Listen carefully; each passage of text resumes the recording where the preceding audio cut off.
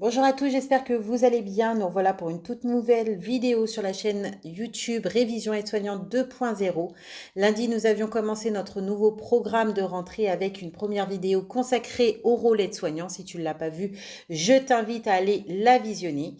Aujourd'hui, on va voir ce que vous avez réellement retenu de lundi. Je vous ai donc préparé une vidéo QCM avec 15 questions pour vous, coups humains. Mais attention, l'objectif n'est pas simplement d'avoir 15 sur 15.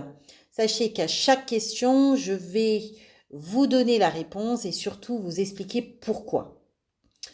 Alors, je t'invite à prendre une feuille, un stylo et de noter vos réponses et surtout ne trichez pas. À la fin, comptez vos points et venez écrire votre résultat en commentaire. Est-ce que vous êtes prêts? Si oui, on va y aller. Mais n'oublie pas, via mon lien épinglé en commentaire, tu as la possibilité de te munir des sacrés livres qui ont été top 1 sur Amazon, des ventes sur Amazon. Tu as également la possibilité de réviser avec moi en privé, en ligne, sur WhatsApp, afin de te préparer aux examens. Et si tu le souhaites, si tu as un cursus VAE, n'oublie pas, tu as l'ouverture de l'Académie VAE qui ouvre plusieurs sections dans l'année, dont laquelle tu peux en faire partie. Les places sont limitées. Nous sommes vraiment une équipe de professionnels, formateurs, membres du jury, et j'en passe. C'est parti. Première question. Le rôle de l'aide-soignant consiste principalement à: réponse A, poser des diagnostics médicaux. Réponse B, accompagner la personne dans les activités de sa vie quotidienne et sociale et participer aux soins. Réponse C, prescrire des traitements. Réponse D, remplacer systématiquement l'infirmier. N'hésitez pas à mettre la vidéo sur pause pour prendre le temps de répondre avant de voir la réponse.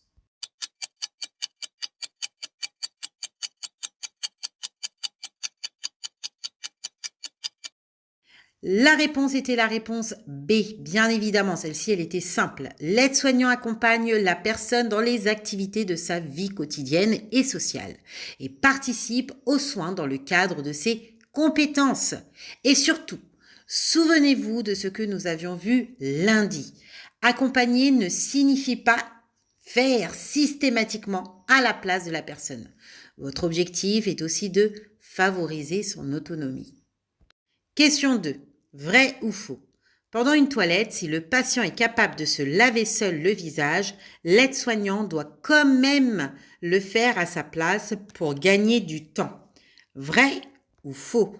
N'hésite pas à mettre la vidéo sur pause, à justifier ta réponse pour avoir le temps de répondre. Mets sur pause et on voit la réponse.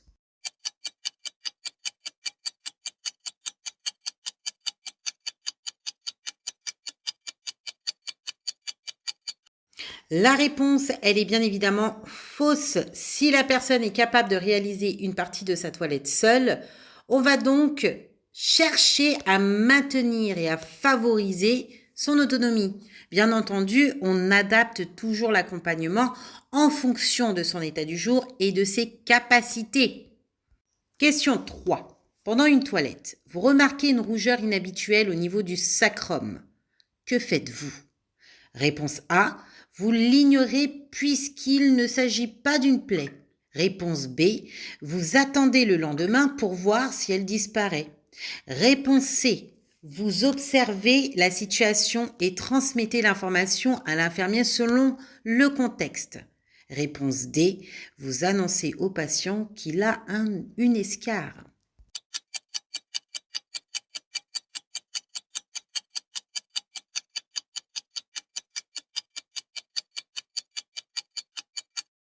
La réponse est bien évidemment la réponse C. C'est une question qui est très importante. L'aide-soignant a un rôle essentiel dans l'observation et de transmission. Vous observez une modification de l'état cutané, vous ne l'ignorez pas. Vous pouvez suspecter, mais vous ne pouvez pas donner un diagnostic. Vous transmettez des éléments objectifs et précis. Vrai ou faux? L'aide-soignant peut poser un diagnostic médical lorsqu'il connaît très bien le patient. Ça, normalement, vous avez la réponse.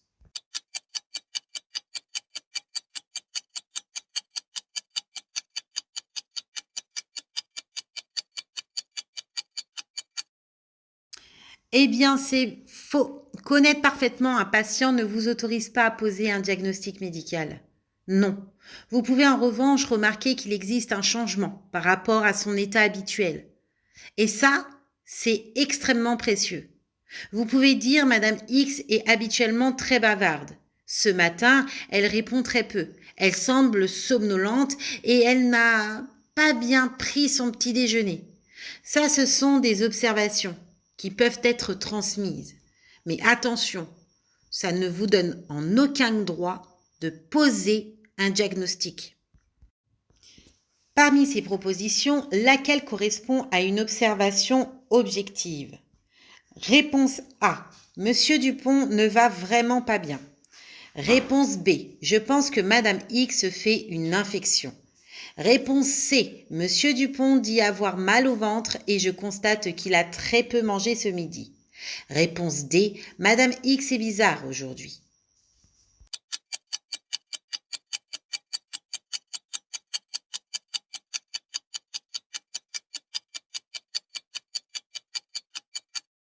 Et bien sûr, c'est la réponse C. Vous voyez la différence? On évite les formulations vagues comme « il est bizarre ». Qu'est-ce qui est différent? Est-ce son comportement, son alimentation, sa respiration, sa mobilisation, ses paroles? Plus votre observation est précise, plus votre transmission sera utile. On va faire une petite pause. J'aimerais savoir, vous avez combien sur 5 pour l'instant? Mettez votre score de côté parce qu'on continue. Et si vous avez déjà quelques erreurs, surtout ne vous découragez pas. Vous êtes justement ici pour apprendre. Si vous souhaitez compléter les vidéos avec des supports de révision, vous pouvez également retrouver mes livres via épingler en commentaire sous cette vidéo sur YouTube ou sur mon profil TikTok. Les liens et toutes les informations sont disponibles dans ma description ou en commentaire. C'est parti pour la question 6. La question 6. Un patient refuse sa toilette. Quelle est la meilleure réaction? Réponse A. Le forcer parce que la toilette est prévue. Réponse B. Respecter son refus, chercher à comprendre pourquoi et transmettre la situation. Réponse C. Quitter immédiatement la chambre sans rien dire à personne. Réponse D. Lui dire qu'il n'a pas le choix.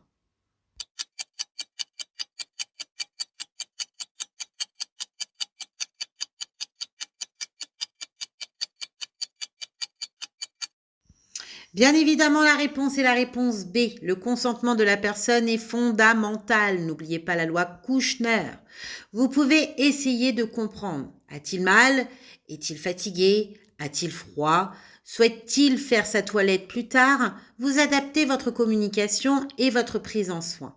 Et vous transmettez les éléments pertinents. La veille n'est pas la même qu'aujourd'hui. Chaque jour est différent. Vrai ou faux? Pour la question 7.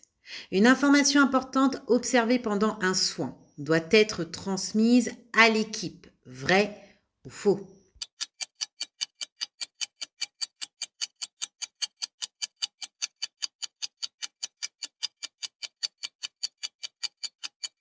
Eh bien oui, donc la réponse est vraie.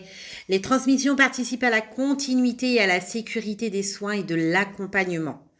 Une information que vous gardez uniquement pour vous ne peut pas être utilisée par les autres professionnels de santé. Allez, question 8. Vous êtes dans l'ascenseur de l'hôpital avec une collègue.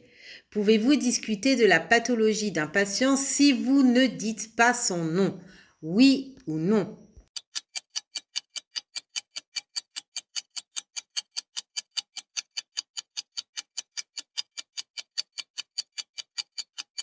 La réponse est bien la réponse B, donc la réponse non.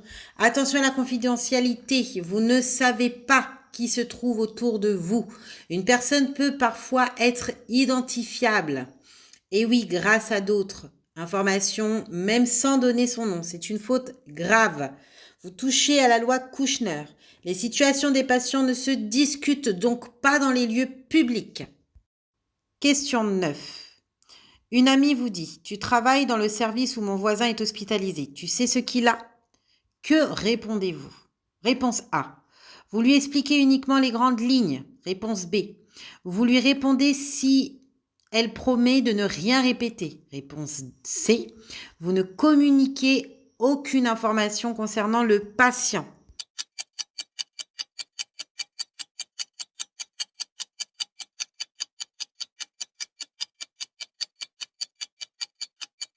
Comme l'autre question, bien sûr, c'est la réponse C. Le fait de connaître personnellement quelqu'un ne change pas vos obligations professionnelles. Vrai ou faux? Lorsqu'un apprenant aide-soignant ne maîtrise pas un geste, il faut mieux faire semblant de savoir pour montrer sa motivation. Vrai ou faux?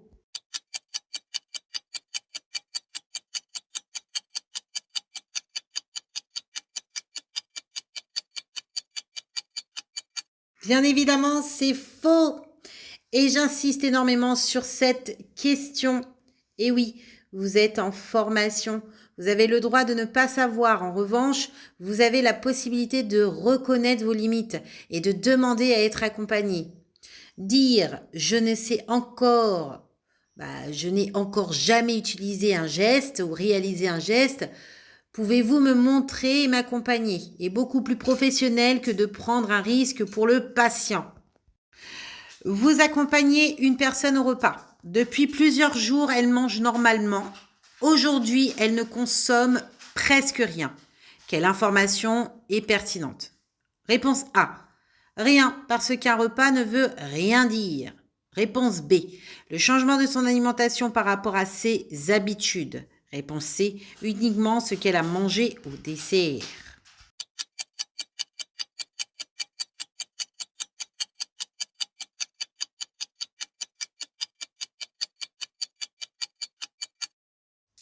La réponse est la réponse B.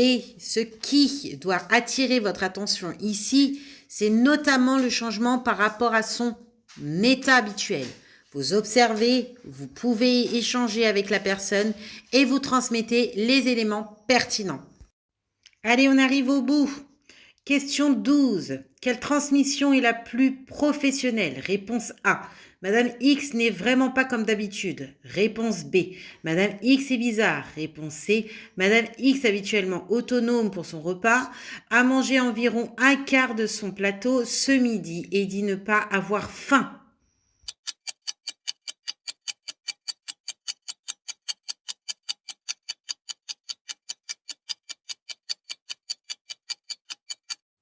La réponse est bien la réponse C.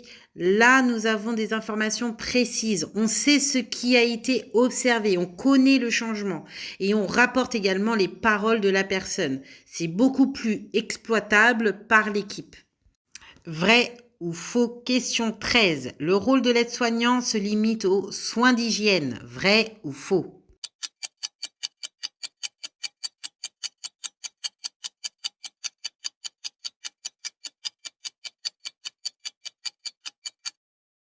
La question est bien fausse.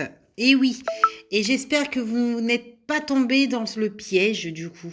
L'aide-soignant participe notamment à l'accompagnement dans les activités de la vie quotidienne et sociale, aux soins, à l'observation de l'état de la personne, à la prévention, au maintien également de l'autonomie et aux transmissions dans son champ de compétences.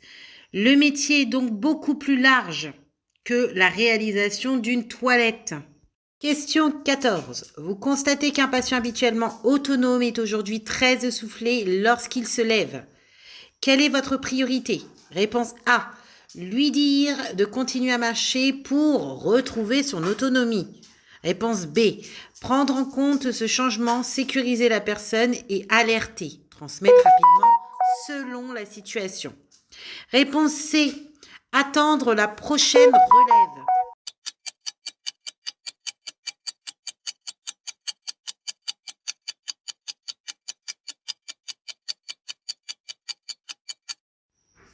La réponse est la réponse B. Pourquoi? Parce que vous venez d'observer une modification de son état habituel. Votre priorité est la sécurité de la personne. Et selon la situation, une modification brutale peut nécessiter une alerte immédiate. La question 15 et la dernière question, c'est la question finale. Et oui, et celle qui va te préparer pour la vidéo de vendredi. Vous entrez dans la chambre de Madame X pour l'accompagner dans sa toilette. Habituellement, elle discute beaucoup avec vous et participe à ses soins. Aujourd'hui, elle reste couchée et elle vous dit « Je suis trop fatiguée, laissez-moi tranquille ». Vous remarquez quand même également qu'elle semble plus pâle que d'habitude. Que faites-vous? Réponse A. Vous insistez pour réaliser sa toilette. Réponse B. Vous respectez simplement son refus et revenez demain. Réponse C. Vous prenez en compte son refus. Recherchez les éléments utiles dans votre champ de compétences. Observez son état et transmettez rapidement ce changement à l'infirmier.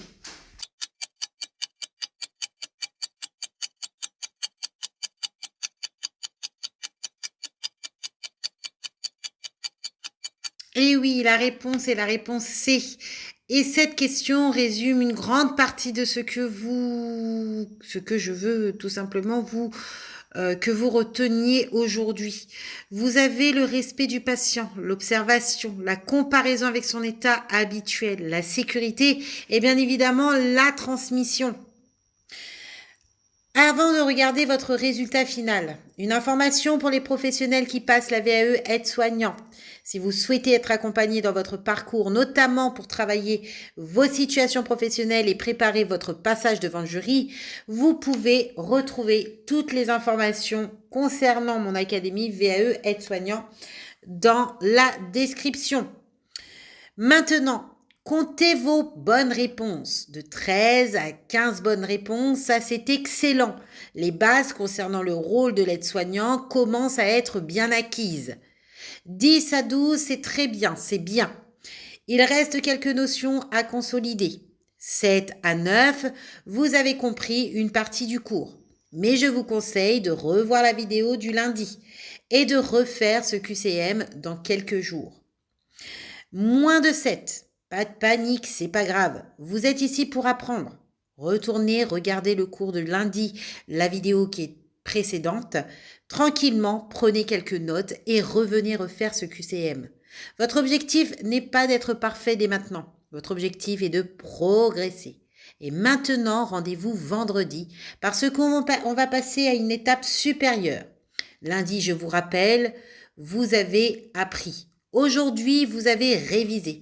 Et donc, vendredi, vous allez devoir raisonner.